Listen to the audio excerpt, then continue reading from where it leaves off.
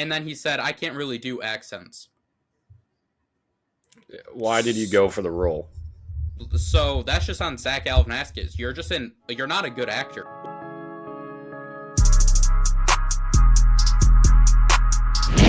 Welcome back to Cinema Corner. I'm Blake. I'm here with one of my co-hosts, Josh.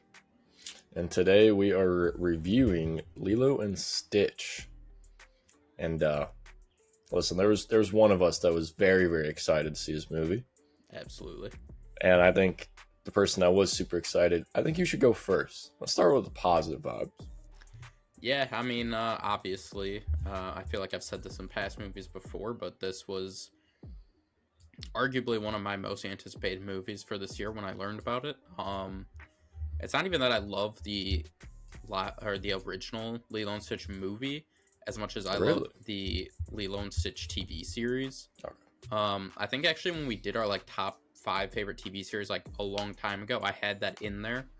I just love that series. I love Stitch. I think he's a dope character, and I just like what they did with it. So, I mean, I also did watch the original growing up, obviously, and enjoyed it, but it's not like I was a huge fan of that series or that movie, and that's why I was so excited. But yeah, I was excited going to this movie. We saw this opening night, really. Yeah. And from everything we've seen, the reports in terms of financially, it had a very big box office weekend, which is always good to see. But yeah, I mean, overall, I definitely enjoyed this movie. Just kind of getting into right into our kind of reviews of it. I mean, obviously, there was changes as any live action, remake or whatever you want to call it. There's gonna be changes, and it's expected. And honestly, you want them to happen. I think some of the big things to positives for this movie were I thought Stitch looked great. I thought the CGI and animation for him throughout the entire movie was really well done, and that kind of goes with everyone. Obviously Jumba and Pleakley were in this one. They were I mean, Jumba definitely had a lot more of the CGI alien, usage, the alien Jumba, I guess is the best way to describe him. Than like Pleakley. He didn't have as much Pleakley CGI, I would say. But I thought, Jumba was, his alien form. He was pretty well done throughout it as well. And then you had Royal Hind. I don't know exactly what her name is. But kind of like the ruler of the galaxy in a way. You saw her. She had a decent-ish amount of time, mainly the beginning and the end, of being CG, and I thought she was well done as well. So all in all, I think the CG was really well done, which is definitely something you're a little concerned about going into any of these movies. I was surprised. I think this only had $100 million budget, I think I saw. Which obviously 100 mil is a lot of money, but in terms of a live-action movie like this where you have, by Disney. Right, a main character, Stitch, obviously, being CG'd the whole time. I didn't feel like 100 million was like huge. I'd be interested to see what Snow White's budget was. For what they could do. Obviously, they had quite a bit of animation that they had to do, or CGI that they had to do with that one. But I would just be interested to kind of compare those financial budgets. But yeah, I thought he looked great. I thought the story was fun. It definitely had some characteristics of the original movie, as well as adding in their own twists. I mean, I feel like the big thing that you have to touch about that, a lot of people were not psyched with the end of Nani going off to college.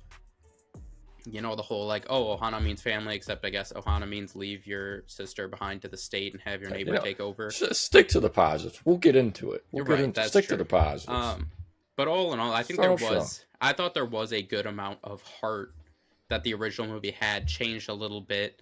I thought that whole ending scene of kind of when Stitch and Lilo go down in the crash and, Stitch was kind of making Lilo let go of him because he was going to sink because of obviously Stitch's whole density thing. Water's his one weakness. His whole like letting her let go and doing from the hula song where she did the whole like I'll love you forever thing. I thought like that had good emotion in it. And then I thought Lilo's character did great in that scene of her.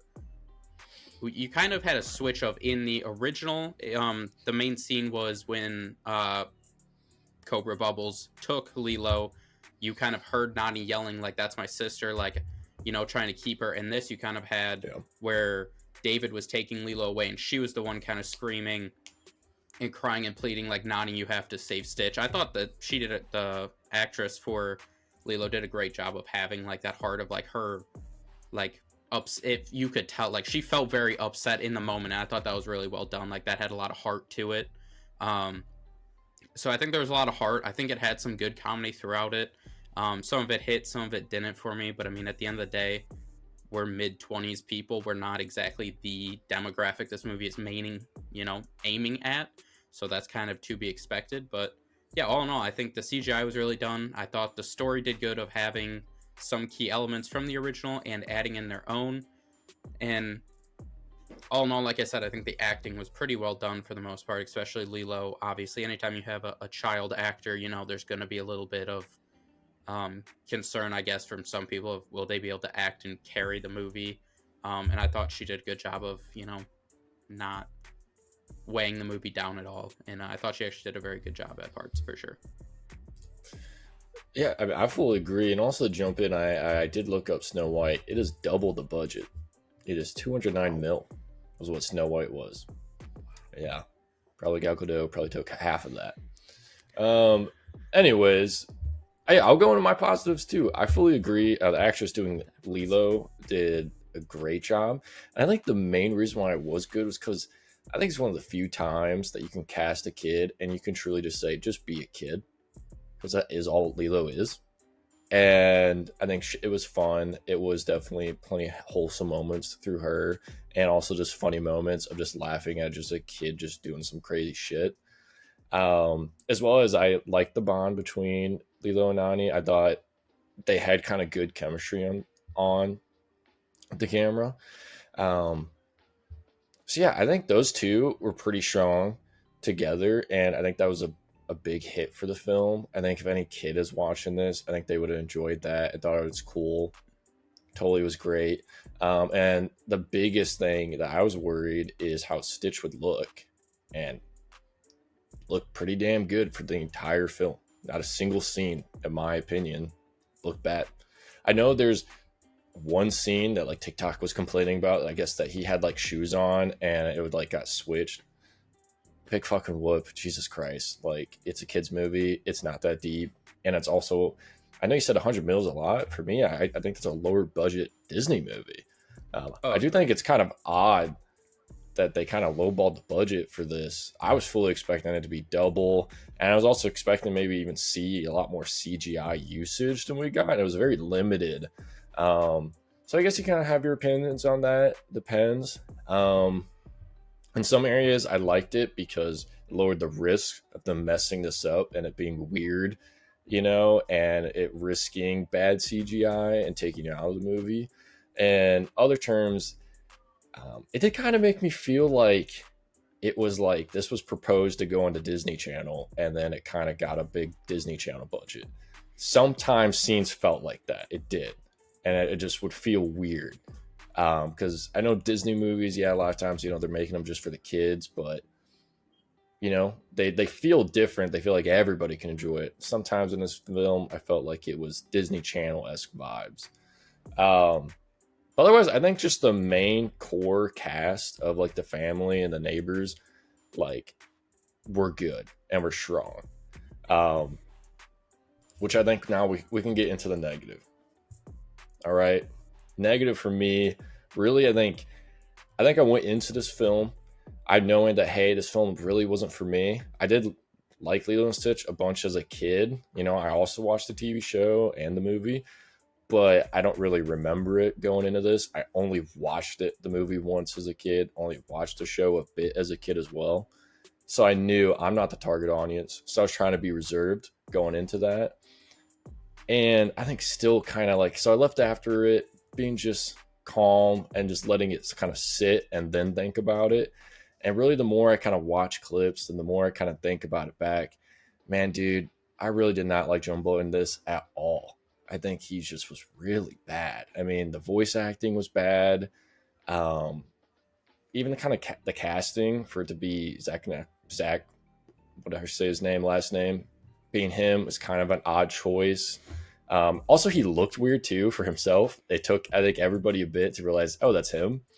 I also don't like the fact that he didn't have like kind of any redeeming qualities at all, and he was just 100% just pure evil throughout the entire film. I mean, I think the only nice thing he ever said is that Stitch can be cute and evil. That was like the only good thing he said. So I don't know. I didn't really care too much about him. It kind of just seemed like there's like, oh, we don't really know how to write him well, so we're just gonna make him a full-time villain just to make a movie. Felt like that.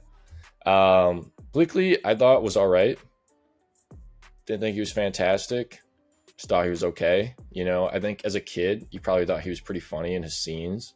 I know everyone was making a big deal about the fact he didn't like cross dress and everything, but he did definitely dress, you know, I think not necessarily masculine, you know, the standard. Yeah. He definitely had some more, I would say, flamboyant-ish outfits, and also the way, you know, he even acted. So I think they tried to get in there. But I think all the talks around this movie is that there was, I guess, a lot of restraints for some reason, which is kind of odd. Yeah, I guess the director did push. He wanted Bleakley to be his classic kind of in the more closer to the cartoon, you know, the animated Bleakley, and Disney kind of told him to relax and reel that in a little bit. But I agree that I think Bleakley still wore some outfits that were somewhat true to the animated character. Yeah, I think the outrage is a bit much. It's a bit much. Like, come on, man. Like, they still dedicated, I think, enough to the character. I think I would have liked to seen him definitely a bit more of in his alien form more. We really only got it in the intro, which I thought he was fun in the intro too, and I was kind of getting excited seeing more of him. And then he kind of did get pushed to the side a bit more than I wanted. I saw a lot more of Jumba than him. Wish it was more of a balance. But you know, I mean, and yeah, I think let's get into the conversation, you know, about the fact, yeah, giving up the sister at the end. Yeah, I don't know. I was like, it kind of just, that's where it felt like it was almost Disney Channel-esque writing to me of like, yeah, it's okay, man, you know, and then the neighbor will come in for the win. And I left that to a part of me being like, oh, it's just a kid's movie. I'm not going to be so hard on it. But then it kind of grew more resentment on it as I kept thinking about it. And it was just kind of like, they just could have just not had that happen. It just was odd, especially since they were really definitely growing that sister bond, and also even that calling her mom too and everything. And then just be like at the end, it's like, yeah, man, you know? Yeah. Also, yeah, that's it. Marine biologist, and she has to go to San Diego when they're in Hawaii. Feel like probably could have found a school on the island. And I will fully admit that was TikTok influence for that to me get mad at. I don't know shit about Hawaii. Okay, I'm a Midwest white boy, don't know shit, so I couldn't be mad about that. And then I learned more about it. I was like, yeah, that doesn't make sense. It just was so easy to not write that. Yeah. To me, it just makes sense. It's like, listen, marine biology, Hawaii makes sense. Like you said, we're Midwest. If you're going for like agriculture, people are probably from Hawaii, or like, yeah, you're probably going somewhere in the random Midwest. You know what I mean? Yeah, and I guess also apparently like it's free too. I guess free and also super close by, and it's like, so really, I guess that was real common knowledge. Obviously, maybe I should have known more, but yeah, it just, those two things, just the more I kept thinking about, the more I got kind of resentful of it, because it just was odd. It's just odd to just do that. Why even have that happen? It's a kid's movie. You can do the cheesy thing of the sister does it anyways, man. It pulls it off, you know? Yeah, so I think that kind of took away. And also, David, man, dude, brutal acting. Brutal acting by David. Yeah. Even for a kid's movie, that was even below, not throwing shade at Disney Channel, but that was even below Disney Channel standards. Like, yeah, I don't know how you got that job. That had been a budget reason. Yeah, David was rough. He certainly was. Real bad. I mean, I guess I don't need to go too much on the negatives because they're pretty much the same. I think everybody's kind of like, all right, what are we doing with the whole Nani going to school? Yeah. For me, I don't really let it affect it too much because it was the very end of the movie. I'm like, oh, maybe they just wanted to get the point out of, like, you can still chase your dreams even if, like, trauma or something sprung on you thing. So I'm like, okay, whatever.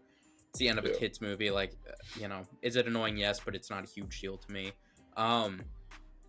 You know, the no Gantu in the movie, I know there's people annoyed about that. And there was a whole thing about the director being like, we're trying to fit him in. We didn't know how he would fit in. People were thinking like, oh, maybe it was a budget issue. I don't think that like broke this movie. I thought this movie was fine for me. I wasn't, screaming for Gantu. Easily, like you said, the worst part of the movie is Jumba in terms of, one, what they did with the character, him just completely being the evil, antagonist in this movie was a little bit like, okay, I don't love that part. Mainly, though, it was the hire of Zach Galifianakis was just such an awful Disney movie, or awful Disney decision. He sucked, and he, as a person, sucks, because I've since watched some of the interviews, and he had some outlandish comments about the character that was just like, you shouldn't be an actor then. Like, I don't know what to tell you. Because there was a whole thing in the interview, they talked about accents. And he made a comment about like, oh, well, right now, accents are kind of tough, because unless you're doing like a Russian accent for the bad guy, which is okay. He's like, other than that, it's kind of like you don't want to. I'm like, are you saying it's insensitive to do accents? Because if that's what you're trying to say, that makes absolutely no sense. Like, you're not doing it in a demeaning way. Also, we just saw, Thunderbolts, the Disney project, just came out. Last time I checked, David Harbour and Florence Pugh aren't Russian. So I think you can do an accent of a different country that's okay. Along with him saying something along the lines, or maybe I tried to do somewhat of a Russian accent, and they were like, oh, was that Chinese? What was that? And I was like, that seems way more insensitive that you just said that about your own accent trying that. So I don't know what you're talking about right now. And then he said, I can't really do accents. Why did you go for the role?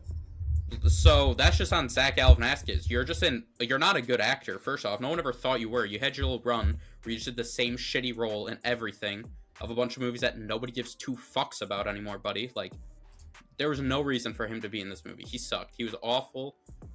Absolutely no effort put into it. Like you said, his appearance as, the human version of Jumba 2 was just off-putting. And obviously the voiceover we talked about, just, you're a talentless person. You can't do somewhat of an accent for a kid's movie. Like, you suck. I don't know, but that's your whole career, buddy. You haven't done anything worth noting anyways, so this is the first time anyone sees you probably in like a decade, and no one wants to see you again after it, so... Yeah, he definitely weighed down this entire movie with his half-ass, not even half-ass, just nothingness performance. So that definitely was the biggest blemish on this movie for me. I could overlook Nani going to college, whatever, it's at the end, but Jumba's character being changed along with an awful performance really was a downfall for this movie. And I'd say the last thing before doing our ratings and getting out of here, I think it was cool. The social worker is the actress who voiced Nani in the original movie and the TV series. So I just thought that was a little cool, just to give her a nod of, having some kind of role in this movie. But all in all, I mean, this is obviously a kid's movie. I still enjoyed it. It definitely had its issues, which definitely how much Jumba sucked affected it big time for me. So I get this movie a 6.6 out of 10. It's still relatively enjoyable. Definitely not upset. Did not live up to as much as I was looking forward to it, unfortunately, but I think it was still worth a watch. I'm definitely going to be a harsh critic on this one just because of that growing kind of resentment. And Jumba took me out of the movie too many times, just too many times. And I'm going to give a rough rating. It's 3.9 out of 10 for me. I can't see myself ever rewatching it just because of him. Just because he's just in it too much. And you hate to see it because it's like you landed Stitch and you landed the hardest part of a kid actor being great. I'm the biggest kid hater of all time. And you're telling me that's the best part of this movie? Yeah. Inside. Yeah. I mean, it's not outlandish to be that upset with how bad Jumbo was in this movie to say that. So that is, unfortunately, our Lilo and Stitch review. As always, let us know in the comments down below if you've seen it, what your thoughts were. Like the video, subscribe to the channel, and we'll see you guys in the next one.